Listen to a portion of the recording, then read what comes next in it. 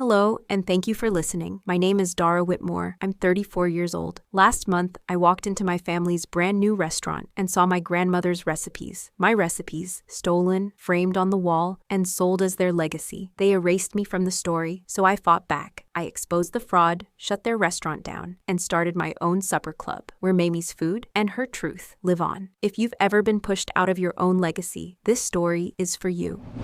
I was born in a town so small, the only things people argued about were church sermons and potato salad. Crescent Ridge, Oregon. Population, 1,813, not counting cats. Our house sat on the corner of Maple and 7th, one crooked white fence and a cracked porch swing. That house smelled like vanilla extract and bleach. Mamie's doing, mostly. She ran the kitchen. Vivian ran the rest. Vivian Whitmore, my mother, could clear a room with a look. Everything with her was about posture, legacy, appearances. Even our grief had a dress code. She ironed napkins during funerals, smiled for photos at hospital beds, and gave hugs like they were on a timer. People thought she was gracious. I thought she was calculating. My brother Garrett, though, he worshipped her, and she rewarded him for it. Garrett was golden. He always knew what to say, what to wear, who to charm. He didn't just get attention, he demanded it, and the world handed it over like change from a tip jar. I used to watch him from the staircase during family parties, listening to him retell Mamie's recipes like they were his own memories. He never stepped foot in that kitchen, but somehow everyone believed him. That's when I learned, people don't always listen to the one who knows the truth. They listen to the one who tells it loudest. Mamie saw through it. That woman had the softest hands and the sharpest instincts. She knew who was real. When no one else saw me, she did. At 8, I couldn't talk to adults without stuttering, but I could debone a chicken. I could knead dough until my arms burned. I could recite every ingredient in her jam glaze like a hymn. And Mamie let me. She taught me without words, just hands and rhythm. In that kitchen, I wasn't invisible. I was necessary. But Vivian didn't like that. She didn't like the mess. She didn't like the quiet bond we had that didn't include her. Once, I spilled flour on her patent leather pumps. She didn't speak to me for 3 days. Garrett called it an overreaction. I called it training. The last real memory I have of Mamie is her standing at the stove, humming Patsy Cline, a wooden spoon in her hand. She handed me a tattered notebook, its pages butter-stained and full of scribbled margins. "For when I'm gone," she said. I was 15. I didn't know she meant soon. Mamie died that fall. Massive stroke. No warning. No goodbye. At the funeral, Vivian cried for the cameras. Garrett gave a speech. I stayed in the kitchen, refilling coffee urns for people who forgot my name. That was the first time I saw the notebook missing from my backpack. I knew who took it, and I knew better than to ask. The weeks after were worse. Vivian handled the estate. Garrett called it streamlining. I called it theft. The house was listed before the month ended. Mamie's recipes were scanned into a private family file. The kitchen was emptied. Her garden was dug up for landscaping.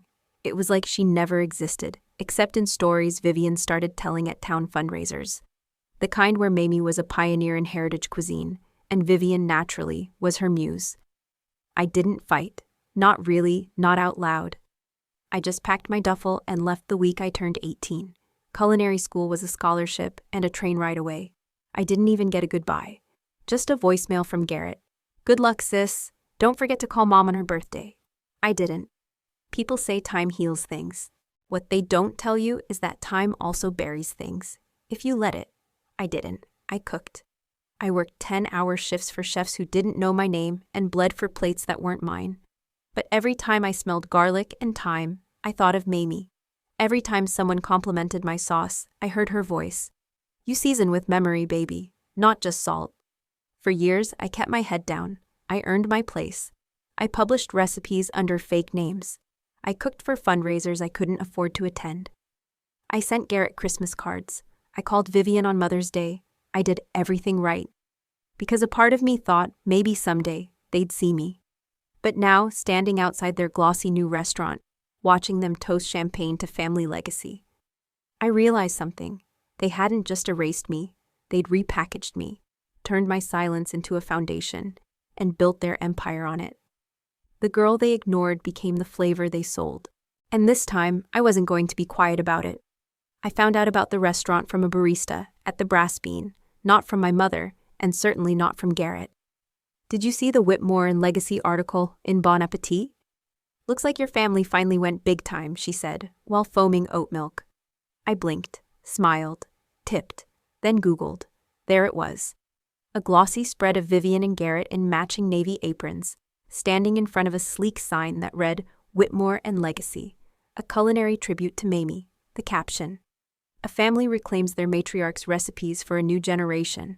I felt like someone poured vinegar into my lungs. They didn't just open a restaurant. They canonized themselves.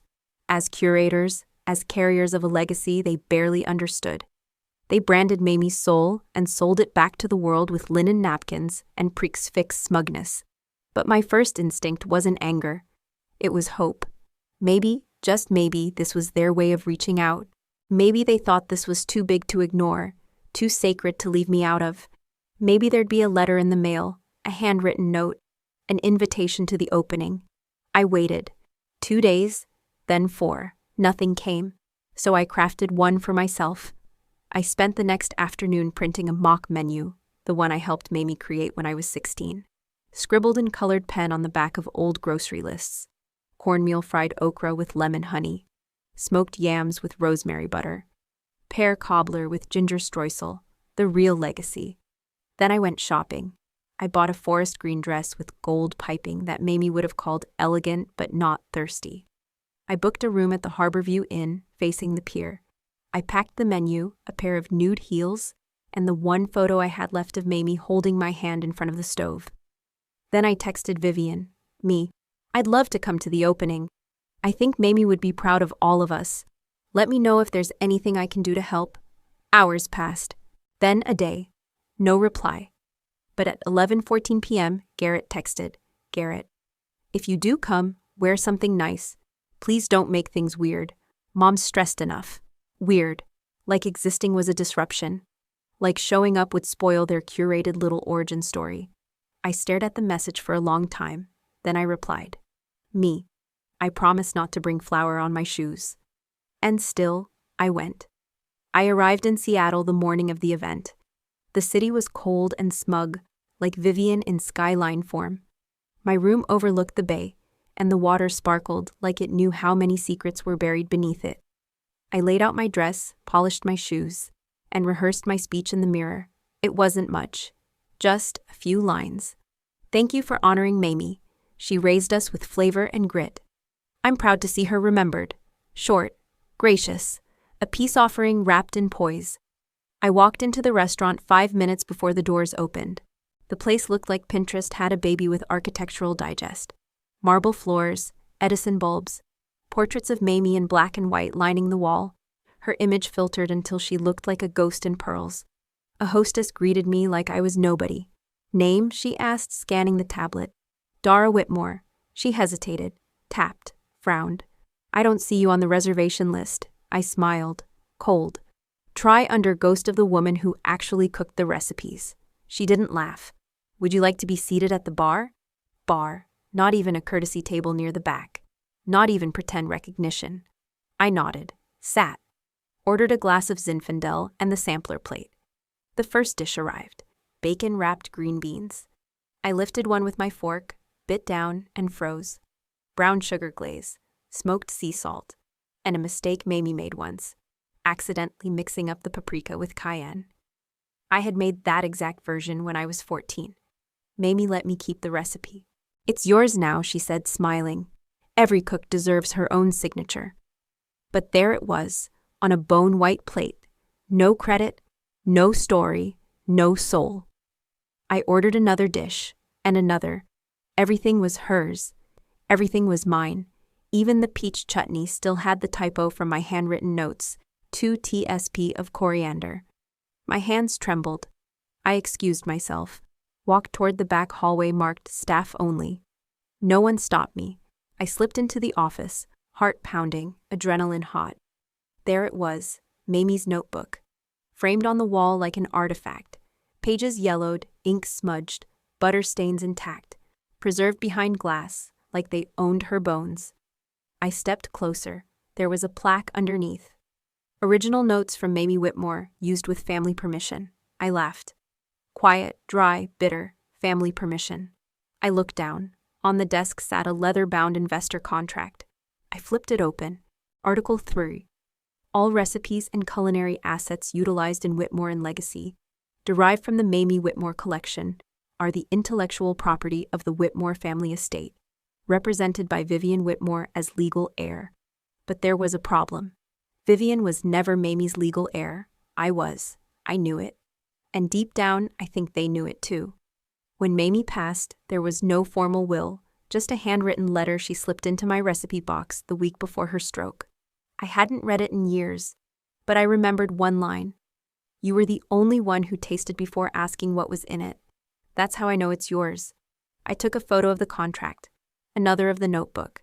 Then I slipped out the back door. No screaming match, no scene, no broken champagne flutes. Just a promise to myself. If they wanted to keep selling a legacy, then it was time they paid the full price. The first bite was Betrayal. It was the green bean dish again, brown sugar glaze, cayenne heat. The exact recipe Mamie gave me on a Tuesday afternoon when I was 14 and heartbroken over my first failed math quiz. Back then, she said, sweet and sharp go together better than people think. But now it was plated with gold microgreens and labeled Mamie's signature haricots. They didn't even spell haricots right on the chalkboard menu. I stared at that plate like it was evidence in a trial. Because it was. Then came the fried catfish with smoked cornmeal crust. The same one Mamie only taught me after I cried into the batter over Garrett winning another school award. That dish was mine. So was the caramel apple tart with burnt cinnamon crust. So was the lemon balm lemonade with honey ice cubes. Every item on that menu was a page of my childhood, rewritten in someone else's font. They'd whitewashed my history and dressed it up with linen napkins and Edison lights. So I did what any Whitmore woman with a spine would do. I got up from the bar and walked straight to the back office. No one stopped me. No one recognized me. Inside, the room smelled like printer toner and lavender cleaner. Clinical, sterile, unlike anything Mamie ever touched. Then I saw it. Framed on the wall, her notebook. Mamie's real, original, grease-stained, coffee-ringed notebook. My name written in the corner of every other page. Encased in glass like she was some damn museum relic they'd unearthed. Not a person we loved and lost. Below it, a brass plaque read, "With permission from the Whitmore family estate." That was the moment the air left my lungs. I turned to the desk and found a leather-bound folder titled Investor Package, Whitmore and Legacy. Inside, there it was in black and white. All recipes, techniques, and culinary assets are the legal property of the Whitmore family, derived from the archives of Mamie Whitmore, as certified by Vivian Whitmore, sole surviving legal heir. Sole surviving heir. I almost laughed. Vivian wasn't even the one who brought Mamie soup when she had the flu. She wasn't there when Mamie whispered recipes in her sleep, when her hands shook too much to stir, and I held the bowl steady. I was there, every day, every memory, every moment Mamie gave her soul to food, she handed it to me, not them. And I had proof. A letter Mamie wrote me the week before her stroke, slipped inside my recipe box. I hadn't looked at it in years, but I remembered every word burned into my bones. Especially this part. If they ever try to take what I gave you, don't fight with fire. Bake it slow. Let the truth rise. I took photos of the framed notebook, the plaque, the investor folder. I didn't take the physical items. I didn't need to. The evidence would be enough. I walked out just as the music started. Vivian stood at the entrance, greeting guests in a navy satin dress that looked like it cost more than my apartment. Garrett was giving an interview to a local news anchor, calling Mamie a trailblazer and the inspiration for everything we do. I didn't interrupt. I didn't cause a scene. Because this wasn't about revenge. It was about restoration. They wanted to build a kingdom on her back? Fine. But I'd be the earthquake that reminded them foundations matter. Back at my hotel room, I retrieved the letter. There it was, Mamie's handwriting, wobbly but defiant. She never used words like estate or heir. She said, Dara gets it all, because she didn't ask for it. She earned it. Then I noticed something else. The letter referred to a recipe Mamie and I worked on for years, a triple-layer cornbread cake. But it wasn't in the framed notebook. I checked the scanned photos. Page 73 was missing, torn. My hands trembled. Then I remembered.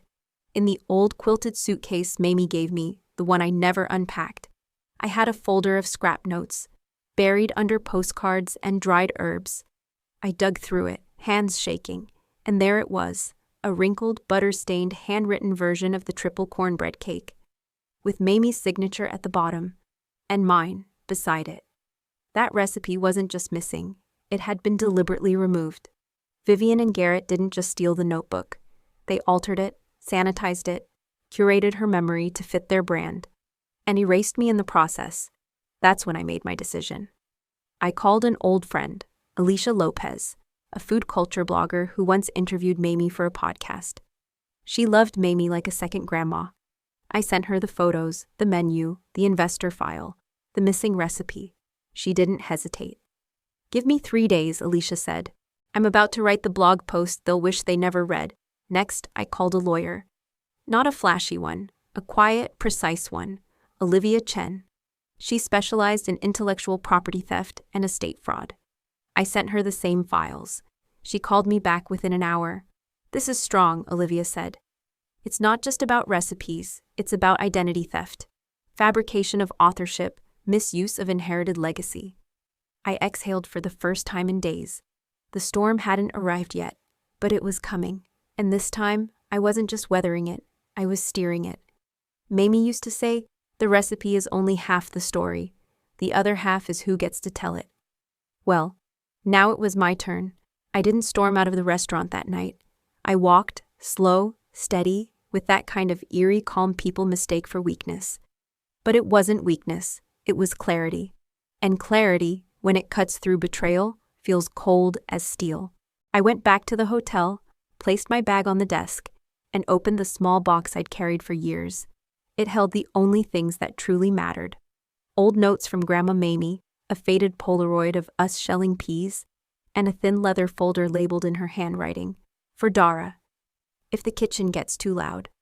Inside, folded like it was waiting for this moment, was a rough draft of the cornbread pudding recipe. The real one, the one with the missing honey glaze.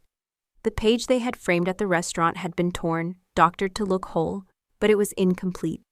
I knew because I remembered the evening Mamie created it. I was 8.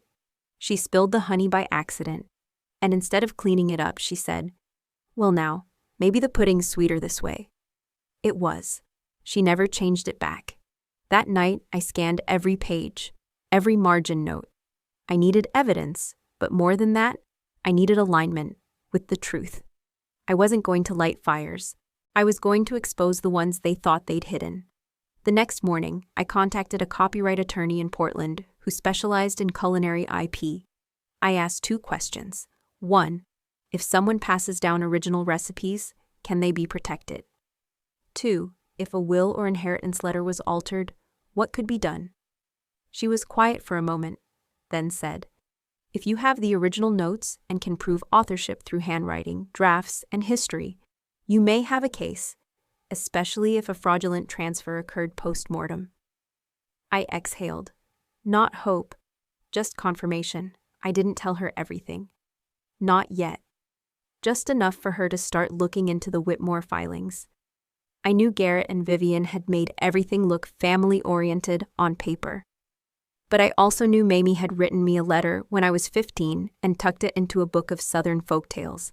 I found it the week she died. It said, "Sweetheart, if they try to take the kitchen, remember, your table doesn't need their chairs, it only needs your voice." I kept that letter in my wallet. I still do. 2 days later, I met with Alice Mears, an old food critic and blogger who'd adored Mamie back in the 90s. I asked her for a coffee. She thought I wanted to pitch her a pop-up. I didn't. I slid a photo across the table. It was the Whitmore and Legacy menu beside a photo of Mamie's handwritten pages. Alice stared for a moment. "Are you saying they lifted this entire thing?" I didn't answer. Just let silence hold the weight. She didn't press. She knew the industry. She knew what it meant when the quiet ones spoke. She leaned in. "If I run this, you'll get buried in headlines. You sure you want that?" I replied. "I don't need the headlines. I need the truth to cook a little. Let it simmer in the right kitchens." She nodded. "Then let's season it right." While Alice worked on her piece, I got to work on mine. I contacted 3 independent chefs I admired, women who'd been pushed out of corporate kitchens, told their flavors were too bold or too old-fashioned. I pitched them something different, a supper club with no white tablecloths, no investors, no watered-down dreams, just food, memory, and fire. We called it Mamie's Table, the Originals. We'd host once a week, secret location, 20 seats max. No reservations, first come, first served. And every dish would come with a story, not a garnish, a truth. We printed menus on brown craft paper and folded them like old recipe cards. Each menu had a quote from Mamie. "If it tastes like love, you're cooking it right." I said nothing publicly about Whitmore and Legacy, not yet. I wanted people to come hungry, for food and for truth. That first night, our tiny Portland kitchen was overflowing. We had retirees, college students, single dads with daughters, even a famous sous chef from a 5-star hotel who came in disguised in a hoodie. The food was soulful, but it wasn't just the flavor, it was the clarity. Word got around fast. A week later, a food influencer with 200K followers posted, "Just had cornbread pudding at Mamie's Table, way better than the overpriced copy at Whitmore and Legacy." Then came the questions, the tags, the side-by-sides. And finally, Alice's blog dropped. It was titled, "The Stolen Table: How Seattle's Hottest Restaurant May Have Cooked a Lie." It didn't mention me by name. It didn't need to. The story held side-by-side photos, recipe notes, and pointed questions about Vivian Whitmore's sudden culinary credibility. The final paragraph hit like a cleaver. Legacy doesn't always mean inheritance. Sometimes it means appropriation served cold. The fire had started, but I didn't need to fan the flames. I just needed to keep cooking. When I got back to Portland, I didn't cry. I didn't scream into a pillow or call a friend to vent. I boiled water, peeled garlic, sautéed onions until they wept. My grief always found its way into a pan, not a diary. And as I stirred that old cast iron pot, the one Grandma Mamie used to call her truth cauldron, I realized something. They thought they had buried the truth under polished marble countertops and press releases. But the truth doesn't rot. It ferments, it sharpens, it waits for heat. I dug out the old storage trunk Mamie left me the year she died. It still smelled like cedar and dried bay leaves. Buried under her shawl and Sunday gloves was a faded manila folder, marked Rough Cuts. I had forgotten it existed. Inside were messy drafts of recipes that never made it into the final notebook. But one stood out, sweet pepper pudding, a quirky little dish Mamie said was too ahead of its time. I remembered making it with her once. She burned the first batch and laughed so hard she cried. The handwriting was unmistakably hers, and in the margin she had scribbled, "For Dara only. Tell no one till it's perfect." My hands trembled. They hadn't stolen this one. That night I sent 3 emails. One to a lawyer I found online who specialized in intellectual property and legacy rights. One to a food blogger named Ivy Wu, a former student of Mamie's who ran a mid-sized but fiercely loyal platform called Unplated. And one to a small community kitchen in Northeast Portland that sometimes rented space for pop-ups. In the subject line of each email, I wrote the same thing. "It's time to set the record straight." Ivy replied first. Her response was short. "I've been waiting for this story for years. Say when." The lawyer took 2 days. He wasn't cheap, but after I told him about the splotched signature on the contract and the original pages I had, including the For Dara only draft, he said one word that felt like oxygen. Actionable. The kitchen manager emailed last. A Tuesday night was open in 2 weeks. I booked it. Called the event Mamie's Table, the Originals. I spent the next 10 days building a menu.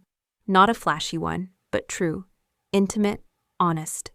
Every dish had a name and a memory. Mamie's chicken gravy grits, for cold Sundays.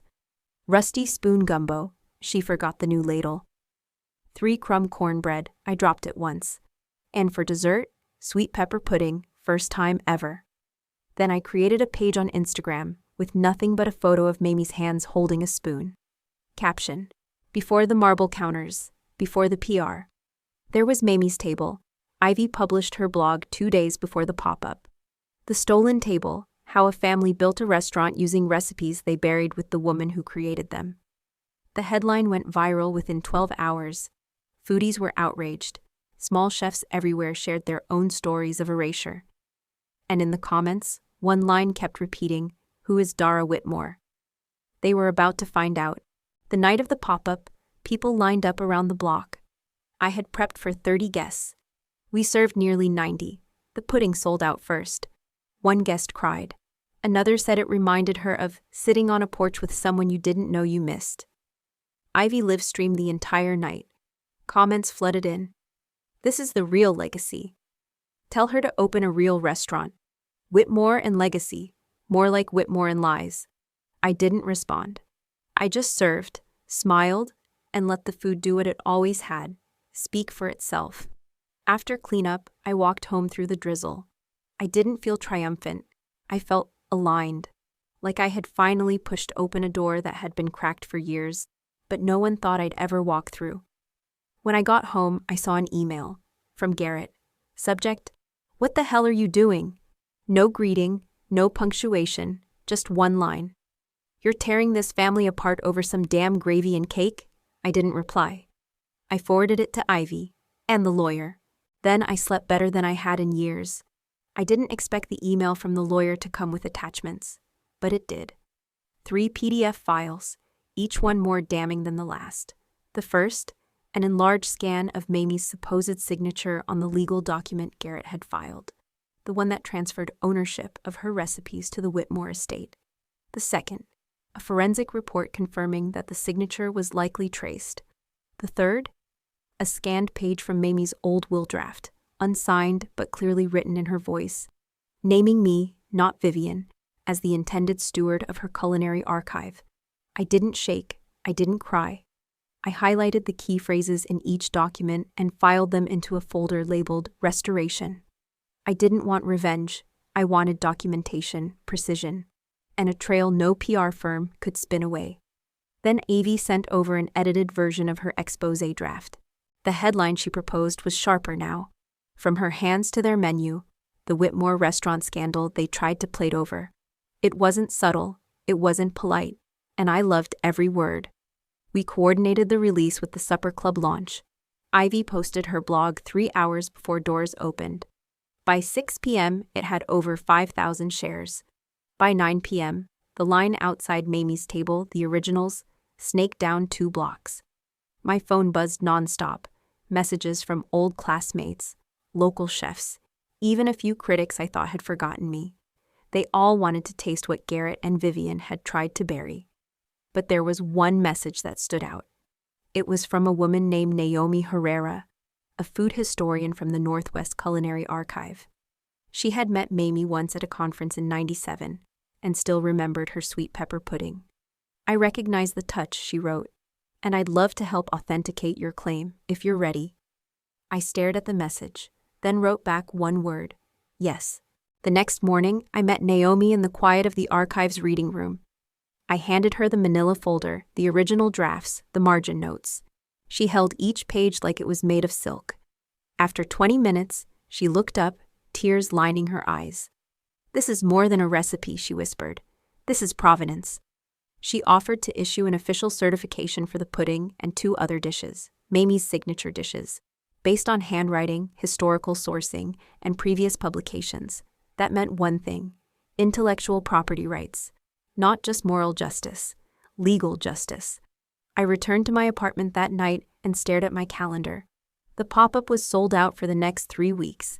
Ivy's blog had gone national, and Naomi was preparing to publish a report in the Journal of Culinary Preservation. Every piece was moving, quietly, powerfully. It was time to pull the next string. I mailed a copy of Naomi's report, the lawyer's findings, and a cease and desist letter to the Whitmore and Legacy legal office. No fanfare, no social media post, just a registered envelope with a post-it note stuck to the front. This time, don't mistake my silence for weakness. The response came in exactly 42 hours. Not from Garrett, not from Vivian, but from their legal team. They asked for a private resolution. They proposed a quiet settlement, a joint statement, maybe a licensing agreement for select dishes. I laughed, actually laughed. They still didn't get it. They thought this was about royalties, about a name in fine print. I told them I'd consider their offer under one condition. Vivian and Garrett would have to sit down with me on camera and admit the truth. Every word, no edits, no scripts. Just raw, honest food and a real conversation. They never replied. 3 days later, a lawyer representing Garrett filed a preliminary injunction against me, claiming I was defaming the brand and causing irreparable reputational harm. But by then, it was too late. The video from our first supper club had reached 1.2 million views. Ivy's blog had been picked up by 3 major food publications. And most damning of all, Naomi's certification had gone viral on culinary Twitter, with screenshots of Mamie's handwritten notes trending under the hashtag. Recipes don't lie. The court of public opinion was set. I wasn't shouting. I wasn't crying. I was plating. And the world was finally hungry to listen. The first real crack in their perfect porcelain empire came with a 1-star Yelp review. Then another, and another. Each post said something eerily similar. The food was good until I read that blog. Customers began attaching screenshots from Ivy's article, highlighting passages that called into question the origin of the menu. One woman even posted a photo of her plate next to a scan of Mamie's original recipe card Ivy had uploaded, captioned simply, "Explain this." Garrett tried damage control. He released a generic statement about family recipes passed through generations and how sharing tradition is what binds communities together. It might have worked if Ivy hadn't posted the full cease and desist letter I received from their legal team, time-stamped 2 days before his speech. That move lit the fuse. Seattle Food Gazette ran a piece titled "Legacy or Larceny?" Inside Whitmore's recipe scandal. They weren't subtle. Their investigative team reached out to multiple culinary historians, comparing menu items to archived cookbooks and even old county fair submissions from Mamie. The resemblance was undeniable, especially the sweet pepper pudding, the one Naomi had certified. Vivian, meanwhile, went completely silent. Not a word, not a press appearance, and the public noticed. When the matriarch doesn't defend the legacy she claims to preserve, people begin to question who actually built it. I watched it all unfold with a quiet, coiled calm. I didn't gloat, I didn't post, I kept cooking. Then came the invitation. Not from Garrett, not from Vivian. From the producers of Table Talk, a nationally streamed culinary roundtable show. They wanted me to speak about intergenerational ownership in food culture, specifically what happens when legacy becomes a weapon. I almost said no, but then I saw the episode guest list. One of them was a James Beard nominee, another a chef who had once told me I'd never make it out of Mamie's shadow. And suddenly, I knew exactly what to serve. The day of the taping, I arrived early, calm, dressed in charcoal gray with no logos, no labels, just a silver brooch, Mamie's, shaped like a rolling pin. The panelists greeted me politely, a bit too politely, like they expected the same girl who used to stammer through networking events. But I wasn't that girl anymore. When the host asked me to introduce myself, I didn't hesitate. My name is Dara Whitmore. I'm the founder of Mamie's Table in Portland. And I'm here because legacy without acknowledgement is just theft dressed in nostalgia. There was a pause, then a murmur. One panelist asked if I had proof that my family had taken recipes.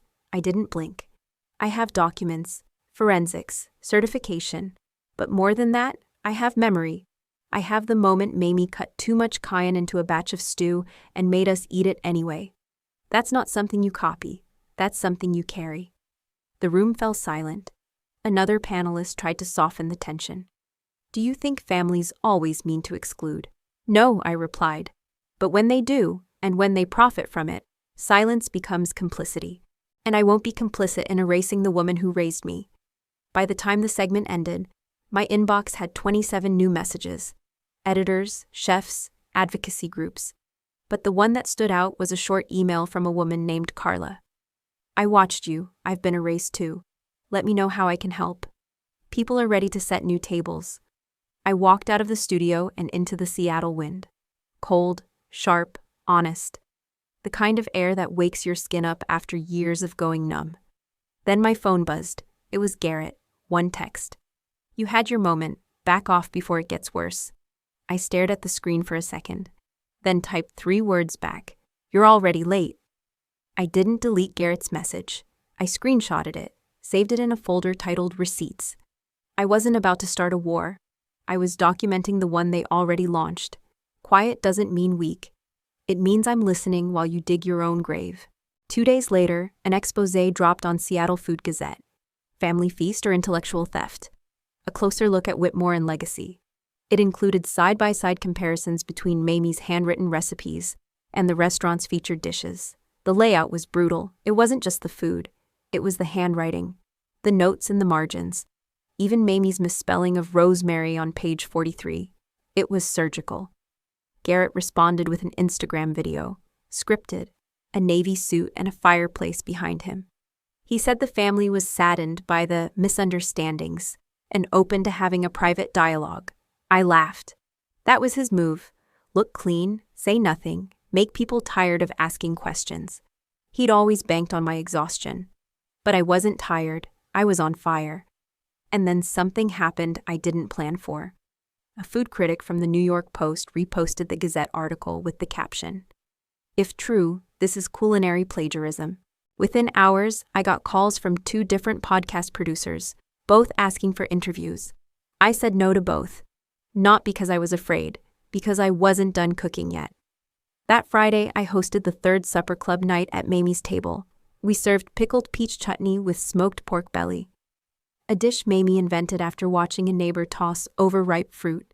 I told the story as people ate. Some laughed. One woman teared up. It wasn't about the food. It was about remembering someone whose hands shaped more than a kitchen. After the meal, someone asked, "What do you hope happens next?" I answered honestly, "I don't hope, I prepare. Hope is passive. Preparation cooks." The following morning, a cease and desist letter showed up at my door. From Whitmore and Legacy, accusing me of slander, defamation, and unlawful sharing of proprietary content. My lawyer, Reggie, an ex-DA with a voice like crushed gravel, read it and smiled. They're rattled. "What do we do?" I asked. He leaned back. "Nothing, yet. But you might want to release the second batch." So I did. That night, I uploaded 10 scanned pages from Mamie's notebook, annotated recipes from 1986 to 1992, next to dated invoices from the restaurant's opening week, showing the exact same items. I posted it with a simple caption. I never needed credit, I needed honesty. Since that's off the menu, here's the bill. It spread like wildfire. Foodie Twitter exploded. Reddit threads with titles like "Vivian Whitmore is canceled" and "They stole Grandma's cookbook" trended for hours. A celebrity chef I'd admired for years DM'd me. "Your story is changing how we talk about legacy." Meanwhile, the restaurant issued a temporary closure notice due to internal restructuring. Rumors swirled, investors pulling out, Vivian stepping down, health inspectors showing up unannounced. I went home, microwaved leftover soup, and sat on my porch with a blanket Mamie sewed. I didn't smile. Not yet. This wasn't a victory lap. It was just the truth finally catching up to the lie. The next morning, my mother called. First time in 4 years. I stared at the screen, let it ring out. She texted, "Can we talk?" I replied, "Did you mean to send that to me? Or just the name you used when it was convenient?" She didn't write back. And I didn't need her to, because that afternoon I got another invitation. Not to a restaurant. To speak at the Northwest Culinary Ethics Conference. Keynote. They titled the session, "Recipes, Rights, and Reckonings." I accepted. Not to be seen. To make sure the next woman holding her grandmother's cookbook didn't have to burn it just to be believed. They say revenge is a dish best served cold. But what they don't tell you is, it's even better when they don't know you're serving it. 3 days after the podcast interview aired, Whitmore and Legacy posted a temporary closure notice on their social media. Garrett's face disappeared from interviews. Vivian's PR agency dropped her. A leaked investor memo surfaced, accusing them of misrepresenting ownership of culinary assets. Their house of cards wasn't just falling, it was imploding. But I wasn't watching with glee. I wasn't watching at all. I was in Portland chopping onions, hosting a supper club for 8 people and a stray dog someone brought in a stroller. While their empire cracked, I was building something, small, honest, mine. Then a letter came. It wasn't official, no legal seal. Just a manila envelope slid under my door, no return address. Inside, a faded cookbook, bound with frayed thread, and a letter folded once.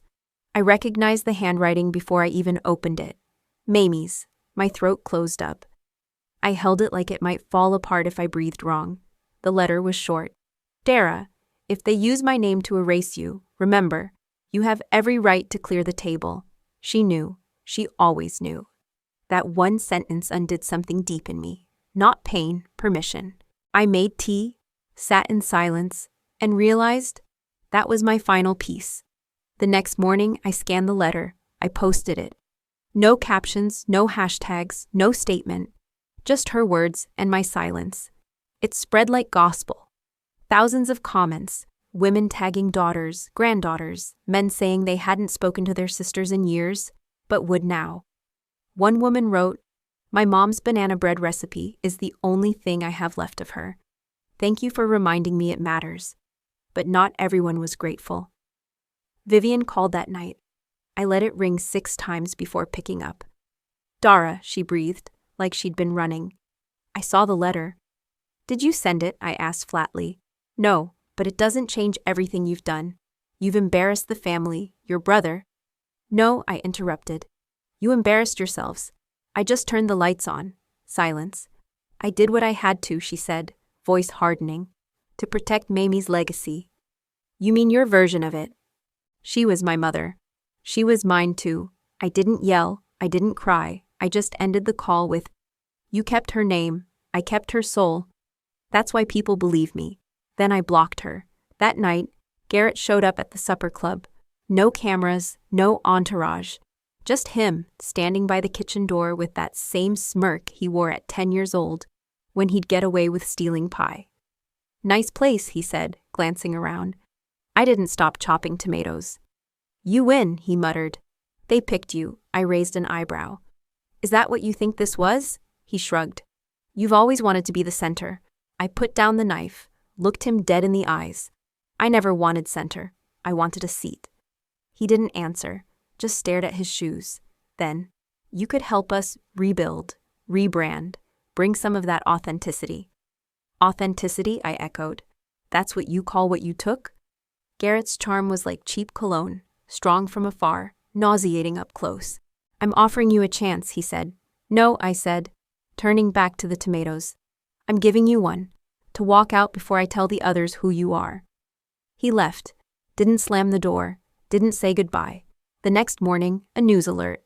Whitmore and Legacy under federal investigation for copyright fraud. Guess someone forwarded Mamie's letter to the right people. Funny how truth works. It's quiet, slow, and then sudden, like a knife through soft butter. And I wasn't done. I booked a flight to Chicago for the Northwest Culinary Ethics Conference. I wasn't there to tell a sob story. I was there to warn, to teach, to raise the volume on all the voices like mine, usually silenced by tablecloths and family photos on menus. As I stepped onto that stage, I wasn't shaking. I was steady. Because legacy isn't something you inherit. It's something you defend. One dish at a time. I didn't expect the fire marshal's notice to be taped to the glass doors of Whitmore and Legacy by the end of the week. But there it was, temporarily closed due to pending investigation. The ink still looked wet when someone snapped a photo and posted it on Reddit. Within an hour, it had 11,000 upvotes and a caption, "When you steal grandma's recipes and karma cooks faster than you." I didn't laugh. Not because it wasn't funny, but because it wasn't over. The phone calls started before sunrise. Reporters, ex-staffers, even a local food historian asking if I'd like to co-write an article on culinary justice. Garrett's smug face was nowhere to be found on TV, and Vivian had gone silent across her PR firm's website. But behind the scenes, they were scrambling. They tried issuing a statement. "We are heartbroken by the misunderstanding and committed to honoring Mamie's legacy." I read it twice and still couldn't find my name. Then the Seattle Food Gazette published the interview I did weeks ago. They'd held it, waiting for the right moment. The headline hit hard. She was cut from the family recipe. Now she's cooking her own table. I didn't promote it. Didn't need to. By noon, it was trending. The letter from Mamie, the one I posted, was picked up by advocacy groups about culinary plagiarism. I never imagined there was a whole underground of chefs who'd had their ideas stolen, their stories erased, their dishes repackaged with someone else's face on the brand. One woman DM'd me, "Thank you, I thought I was crazy when they told me flavor has no copyright." Garrett must have thought the same thing, because by Friday, he filed a preliminary injunction against me for defamation and brand damage. That was a mistake. My lawyer, Deborah Chen, who used to litigate for restaurant conglomerates in New York before moving to a farm and becoming a food rights activist, grinned when she saw the paperwork. "You want this to go to court," she said, "because once discovery starts, they'll have to hand over everything, including their forged inheritance documents." And that's exactly what they didn't want. On Saturday morning, while I was prepping cornbread muffins for the supper club, a delivery guy in a suit showed up with a box. No return address. Inside were 14 file folders, a thumb drive, and a single Post-it. "I'm sorry, I didn't know." It was signed by Chloe, a former intern from Whitmore and Legacy I barely remembered, but who must have seen more than she let on. The thumb drive held scanned documents, emails between Vivian and a fake notary, timestamps proving when the original Sauté Mamie was modified. It was the missing link. And then the twist unraveled fast. A podcast host I admired, Tanya Brooks, known for exposing unethical business in the food world, asked me to appear live. I almost said no, but then I thought of Mamie's hands guiding mine as I shaped dumplings on rainy days. I thought of every dinner I ate alone in culinary school, while my family posted about our traditions online. So I said yes. The podcast aired Monday. Over 400,000 people listened in 24 hours. Tanya didn't hold back. "Your mother and brother used your grandmother's name, your recipes, and erased you entirely," she said, voice cold. "What does justice look like for you now?" I paused. Not for drama, for breath. "Justice isn't watching them fall," I said slowly. "It's rebuilding what they tried to bury, and making damn sure nobody else gets silenced the way I did." After the episode dropped, a boycott against Whitmore and Legacy surged. Yelp flooded with one-star reviews. Food vendors cut ties. Health inspectors reopened old complaints from former staff. Even the mayor's office released a statement about ensuring ethical standards in culinary businesses receiving city grants. And the next bombshell? One of the investors, Madison Wolfe, a tech entrepreneur with a reputation for sharp ethics, issued a public apology. She claimed she was misled about recipe ownership and was deeply disturbed to learn of forged documents used to secure funding. Then she pulled out. $10 million, gone in one night. Vivian finally broke her silence. In a shaky video filmed in her living room, with sunlight glaring through plantation shutters, she clutched a teacup like it could stop her world from crumbling. "We didn't mean to exclude Dara," she said, voice trembling.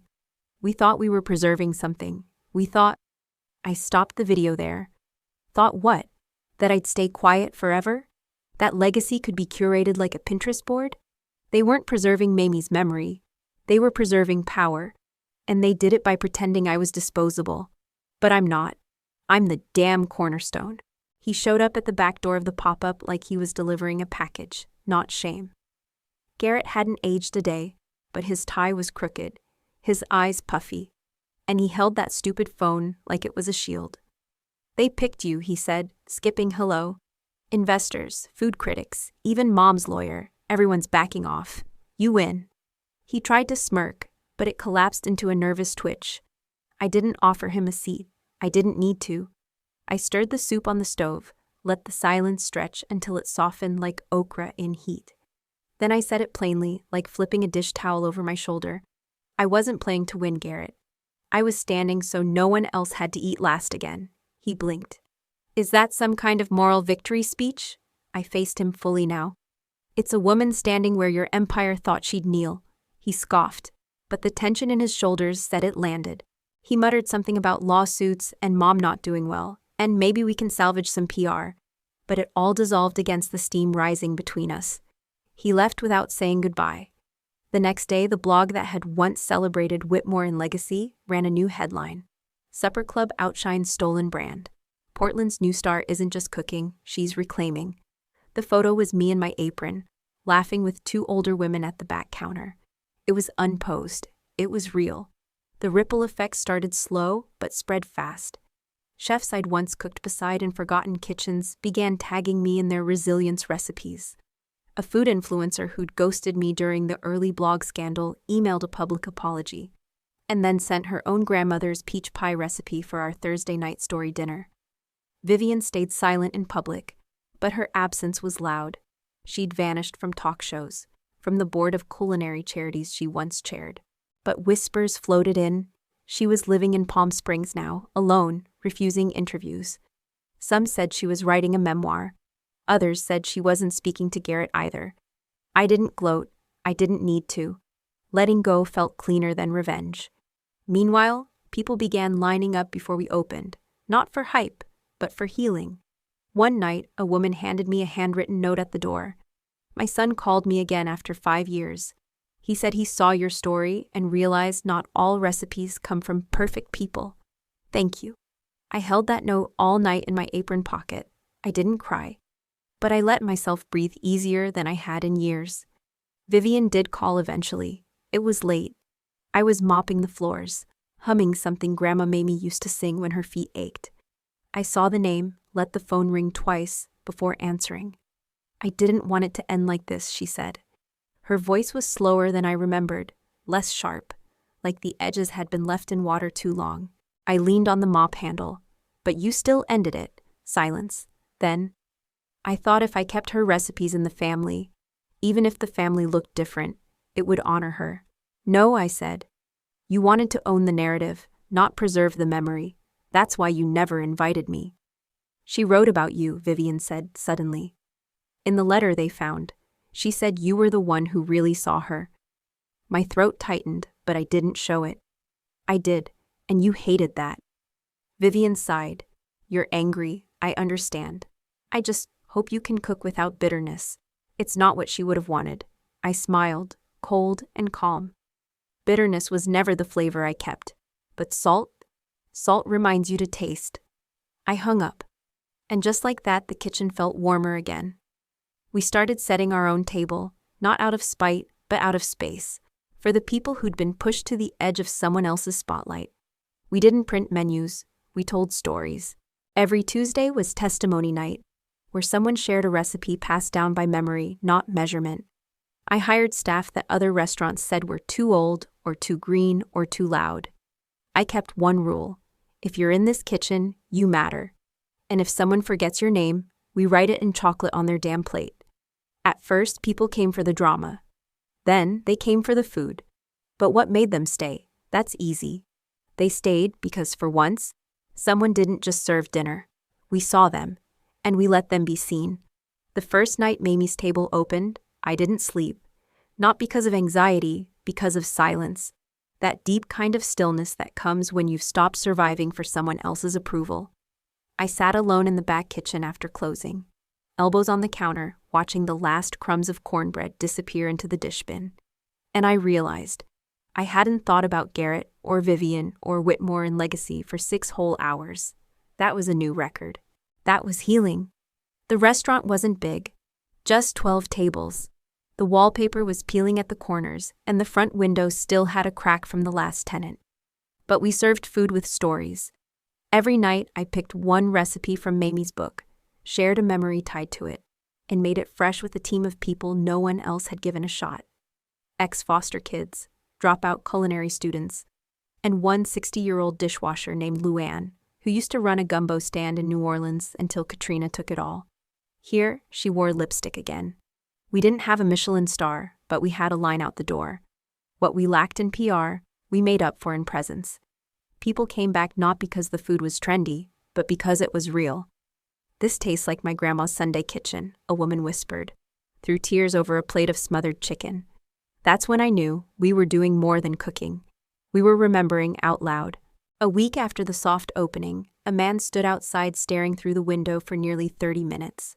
I thought he might be a food critic.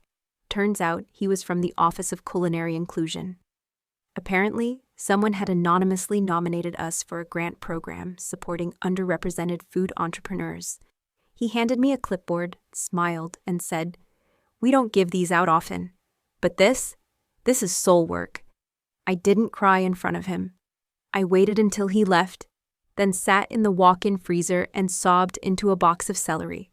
That same week, Garrett showed up. I'd just finished plating catfish with hot honey glaze when one of my staff said, there's a tall guy in a very expensive coat who won't stop pacing in front of the door." I looked up, and there he was, Garrett Whitmore, my brother. Hair too neat, eyes too tired. He didn't walk in like family. He walked in like someone unsure if they still had the right. "I'm not here to fight," he said, hands up, eyes flicking around the space like he was in a museum he didn't understand. "I just wanted to see what it looked like." I said nothing, kept wiping down the counter, let the silence stretch. He cleared his throat. "Mom's been quiet. Press won't touch her. I heard your cornbread outsold our lobster risotto 4-1. He tried to smile. "You win, Dara." I didn't look up. "Just said I wasn't playing." He blinked. "What?" "I wasn't playing to win," I said. "I was standing up so no one else had to sit at the end of the table like I did." My voice didn't rise. I didn't need volume. I had truth. Garrett sat down on one of the stools. "It wasn't all my idea, you know. The theft. The contract. Mom pushed for all of it." "And you signed it?" He nodded. "Yeah."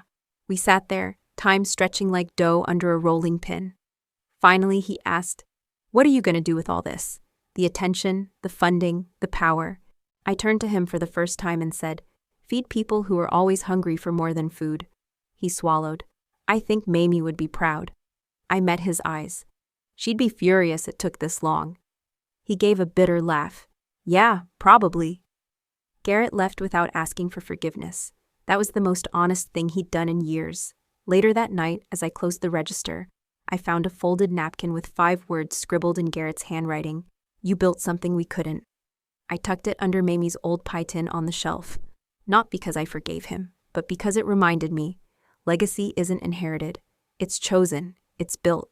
One plate at a time. Mamie's table didn't just serve food. It served the truth, with a side of clarity and a splash of freedom. Within 2 months, we made enough noise to quiet the ones who'd tried to silence me for decades. But I didn't open the restaurant to clap back. I opened it to breathe. And for the first time in years, I wasn't gasping anymore. I kept a stool empty at the end of the counter, not reserved, not labeled, just there. Some nights it stayed that way. Other nights, someone who'd lost a grandmother or a story or a home would sit there and say, "I don't know why I came. I just needed somewhere to be seen." I always nodded. Then you came to the right kitchen. One of our regulars was a teenage girl named Cam, kicked out for coming out. She couldn't afford the special, so she volunteered to sweep. One day she looked up at me and asked, "Do you think people can build new families?" I didn't answer right away. I handed her a plate of cornbread and said, "Start with this. We'll build from here." People like Vivian didn't understand that. To her, legacy was about control. Whose name went on the front, whose story got spotlighted, who got to cut the ribbon. But to me, legacy was about who keeps cooking even when the stove gets cold, who shows up with love when the lights go out. A month after the restaurant hit its stride, a journalist from Fork and Flame did a full spread titled, "The Table She Built Alone." They called Mamie's Table the most authentic culinary experience in the Pacific Northwest. They praised our radical kindness in hiring staff who'd been overlooked. But the part that mattered most?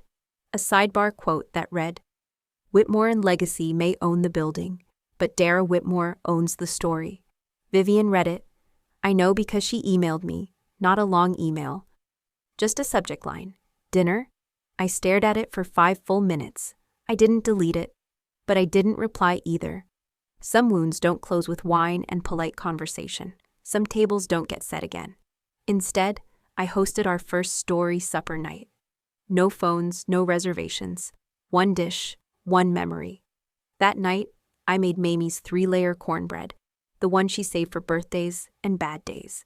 As I served it, I told the room, My grandmother used to say, "We don't cook for compliments, we cook so people come back." Then I smiled. "Looks like y'all came back." They clapped. Some cried, not for the food, but for the feeling, the warmth, the belonging. Afterward, as I scrubbed the last pot, Cam handed me a small folded paper. "Made this in art class," she said, eyes down. Inside was a hand-drawn picture of a long wooden table with mismatched chairs. Over it, she'd written in block letters, "This is what home feels like now." I didn't cry, not then. But I did go into the dry pantry, sit on a sack of flour, and let a tear fall into my palm. Just one. Just enough. The next morning, I added a new line to our chalkboard menu. "The final dish today is whatever your memory needs." People started requesting the strangest, most beautiful things. Peach cobbler like their aunt used to make, chili mac from a college dorm. One man even asked for toast that tastes like Saturdays. We tried our best, not to impress, to connect, and word spread. A community center offered us a second location. I declined. Growth wasn't the goal. Depth was.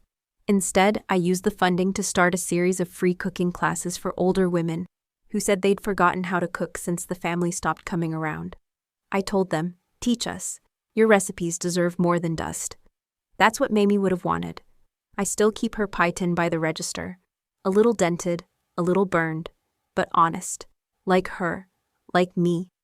Some nights, when the place is quiet and the lights are low, I stand at the window and whisper, "They finally came back, Mamie. Not them. The ones who needed us." And I swear, I feel her there, not as a ghost, as a presence. A warmth in the air. A hush that says, "Good job, baby girl. You remembered the secret ingredient." It was never just food. It was always the table.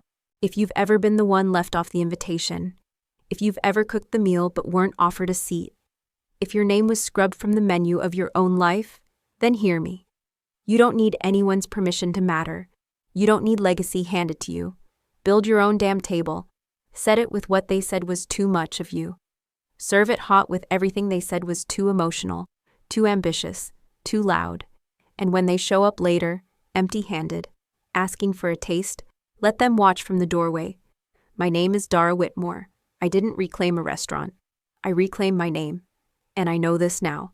The best dish you'll ever serve is the one you cooked without begging for approval. So tell me, what will you cook, now that no one's watching? Drop a comment. Have you ever had to cook justice for yourself? I'll be reading every single one.